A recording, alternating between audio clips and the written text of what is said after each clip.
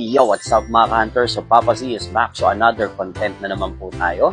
So, kung gusto niyo ng mga ganitong kwentuhan ng buhay ni Papa Z, follow niyo lang po si Papa Z sa ating YouTube channel, sa Zordic Rules, at sa ating TikTok po, ang ating Papa Zordic or Zordic Rules, at sa ating mga official page na Papa Z. Alright? So, maganda yung topic natin ngayon. Una sa lahat, long live muna sa mga kapatid natin sa Alpha Kappa Rho. So, mga kapatid, kailangan ko yung tulong ninyo dito. Maganda tong pag-uusapan natin ngayon. So, shoutout muna natin itong ka-hunter natin, si Marie Chris Domingo. So, nag-comment siya. Nagpapa-content. So, syempre, i-contentin natin niya.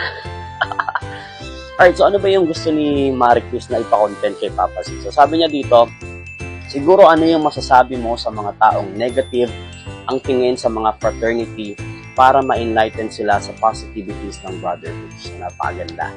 Alright, so ano nga ba yung masasabi ni Papa Z para ma-enlighten yung mga taong against sa fraternity?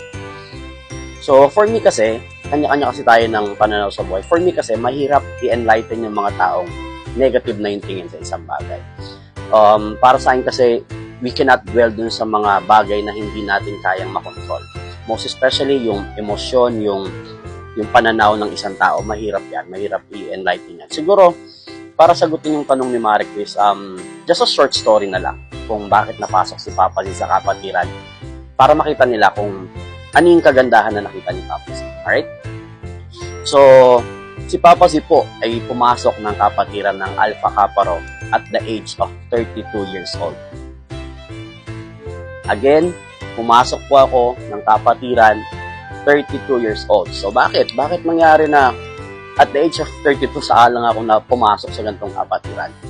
Kasi po, before, si Papa Z ay isang mamamayan na against sa fraternity. Tama po kayo. Ayaw ko po sa fraternity. Ayaw na ayaw. Kahit ano pa yan. Kasi, nung panahon po namin, kaming magpipinsan, lumaki kami sa isang lugar na magkakasama. At the age of 9 years old, 8 years old, kasi magkakaedad kami, mga lalaki, sinanay na kami ng tito namin makipag-away. Pag linggo, meron siyang kumpare na may anak na 5 lalaki, pinagbo-boxing kami yan. Walang gloves, mano-mano, suntukan. Kahit yung anak niyang babae, yung pamangkin ng tito namin babae, pinaglalaban-laban lang kami. So bata pa lang, sanay na kami sa basag ulo. And walang nagagawa yung mga magulang namin pag ginawa ng tito namin yan. Kasi yung tito namin, isa siya sa mga kinikilala doon sa lugar namin na talagang palaban. So, sanay kami sa basag ulo, bata pa lang, kami magpipinsan, kaya hindi namin kailangan ng fraternity. At since nag-aral kami sa isang school, magkakasama kami, away ng isa, away ng lahat, since puro lalaki kami. So, dumating kami sa high school life na puro fraternity, same goes, kaya namin yung sarili namin. So, ako hindi naman sa nagbubuhat ng bangko, isa din ako sa mga pasaway sa school nun. So, kung yung mga nakakilala sa akin, lagi nga lang bugbog, pero palagi, halos libangan ko na makipagsuntuan nung high school, puro away talaga. Kaya hindi ko naisipang sumali sa fraternity na yan. Kasi nga, para sa akin, mga duwag lang yung mga nandyan. Pero pagdating po nung 2023, so biglang nag-switch, bigla yung buhay ko at pananaw when it comes to fraternity nung namatay yung pinsan ko. Yung mga pinsan ko na yun na hindi sumasali sa fraternity, all of the sudden, nagulat ako, bumuo sila ng chapter sa lugar nila, which is yung Kamalig chapter. Shoutout sa Kamalig chapter po, under po ni Chairman Ikabu Torres. So, Chairman, long live sa'yo. Long live May Kawayan Council. So, yun na nga po, to make the story short, so talagang ayaw ni Papa si dyan kasi kaya ko yung sarili ko. Namatay yung pinsan ko, nung lamay niya, nagulat ako. Mind-blowing nakita kong suporta ng kapatiran sa kanya. Tapos may flat screen TV na nag-slideshow nung mga ginagawa nilang activities na parang all of the sudden biglang na-inspired ako na wow, ganito pala ngayon yung kapatiran. Ganito pala yung ginagawa ng Alpha Kappa Rho. Puro sila community service, puro sila pagtulong sa mga nasunugan, nasalanta ng baha. Ang dami nilang activities about pagtulong, namimigay ng tsinelas, nagpapakain ng mga bata. Nagulat ako na gano'n na pala yung kapatiran ngayon, na gano'n na pala yung samahan ng mga fraternity. Hindi na kagaya dati na puro away. So sobrang, ewan ko, parang na-move yung sarili ko. At isa pa doon, yun nga, na gusto kong ituloy yung ginagawa ng pinsan ko, kaya pumasok ako ng kapatiran ng Alpha Kappa Rho.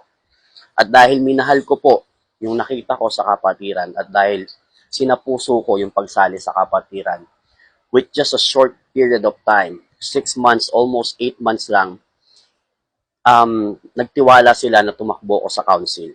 So, being MI sa council po is sobrang malaking karangalan bilang Alpha Kappa Rho member or skeptron na baguhan na mapabilang na humawak ng isang munisipalidad. Hindi lang po basta chapter yung pinagkatiwala kay Papa Z, buong Marilao po.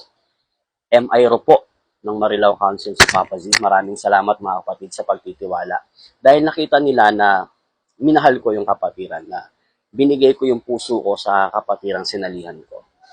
At yung mga tao po na negative yung tingin sa fraternity, hindi po namin kayo husgahan, hindi po namin kayo pipilitin na maniwala kung ano yung pinaglalaban ng kapatiran. Basta kami po, ang layunin po namin, gumawa ng magandang bagay para sa komunidad. Unang-una po namin dito is God, family, school, community, fraternity. So yan po. Ang priority po namin is God, family namin, at ang community. Yan po ang mga bagay na alituntunin na sinusunod ng aming kapatiran. Ngayon po, para sa mga kapatid natin sa Alpha Kappa Rho, sana mahalin ninyo yung kapatiran na sinalihan nyo, hindi para manghikayat ng ibang tao, para hindi na natin kailangang ipaliwanag sa mga tao kung ano yung kagandahan ng samahan natin. Para sila mismo yung makakita sa sarili nilang mga mata na malayong-malayo na ang kapatiran ng Alpha Kappa Rho at ng iba pang tribo when it comes to fraternity, or when it comes to those things na ginagawa before, na puro lang gulo, puro basag ulo, tropa-tropa, na ngayon, puro na tayo pagtulong sa community natin. Maraming salamat sa magandang pinakontent mo. Humaba yung video natin. So hopefully, sana mga kapatid, kung meron kayong mga sagot sa tanong niya, paki-comment nyo lang dyan. Long live sa ating lahat. Mabuhay tayo.